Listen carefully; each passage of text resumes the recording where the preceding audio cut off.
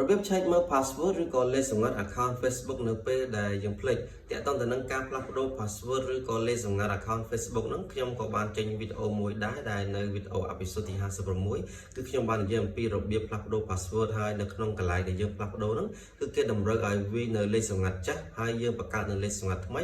ទើបយើងអាចផ្លាស់ប្ដូរបានហើយសំណួរសួរថាចុះនៅពេលដែលយើងភ្លេចនៅលេខសម្ងាត់ចាស់តើធ្វើបែបណាទៅយើងអាចផ្លាស់ប្ដូរបានអញ្ចឹងនៅក្នុងវីដេអូនេះគឺខ្ញុំនឹងបង្ហាញពីរបៀបទៅឆែកមើលនៅពេលដែលយើងភ្លេចនៅលេខសម្ងាត់ចាស់តើគេឆែកមើលហើយយកលេខសម្ងាត់ចាស់បានដោយរបៀបណាអញ្ចឹងកុំឲ្យខាតពេលវេលាយូរទៅតាមដានទស្សនាជាមួយនឹងខ្ញុំទាំងអស់គ្នាបាទ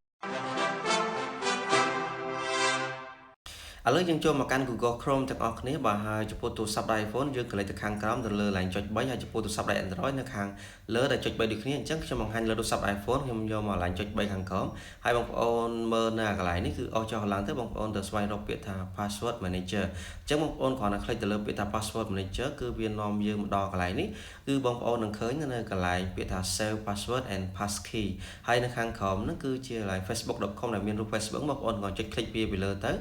បាទគឺវាងាយស្រួលហើយចូលមកដល់កន្លែងនេះគឺវានឹងបង្ហាញនៅ password ក៏ដូចជា username របស់យើងដូចជា email អញ្ចឹងណាហើយបើសិនជាបងប្អូនចង់បាន password ហ្នឹងបងប្អូនគ្រាន់តែចុចទៅលើកន្លែងបើកភ្នែកនេះគឺវានឹងបង្ហាញនៅ password ចាស់របស់យើងអញ្ចឹងបងប្អូនគ្រាន់តែសរសេរទុក note ទុកឬក៏ copy ទុកមកហើយរបៀបដែលយើងទៅឆែកមើល password ឬក៏លេខសម្ងាត់ដែលយើងបានភ្លេចនៅលើ account Facebook ហ្នឹងគឺយើងអាចទៅឆែកមើលបានទាំងនៅលើទូរស័ព្ទដៃ iPhone ដែលមានប្រតិបត្តិការ iOS ហើយនឹងទូរស័ព្ទដៃដែលមានប្រតិបត្តិការ Android អញ្ចឹងទៅបងប្អូនបាទហើយវិធីនេះគឺវាល្អវាងាយស្រួលចំពោះបងប្អូនណាដែលគាត់បានភ្លេចនៅ password account Facebook អញ្ចឹងបងប្អូនបាទហើយបងប្អូនចង់ឆែកគឺបងប្អូនអាចសាកតាមវិធីនេះបានគឺវាងាយស្រួលខ្លាំងមែនទែនអញ្ចឹងវីដេអូនេះក៏ឈានចូលដល់ទីបញ្ចប់អរគុណសម្រាប់ការតាមដានទស្សនាវីដេអូនេះតាំងពីដើមដល់ចប់ហើយកុំភ្លេចចុច like share និង follow ដើម្បីទទួលបាននៅវីដេអូចែករំលែកថ្មីៗបន្ថែមទៀតបាទអរគុណជួបគ្នានៅវីដេអូក្រោយ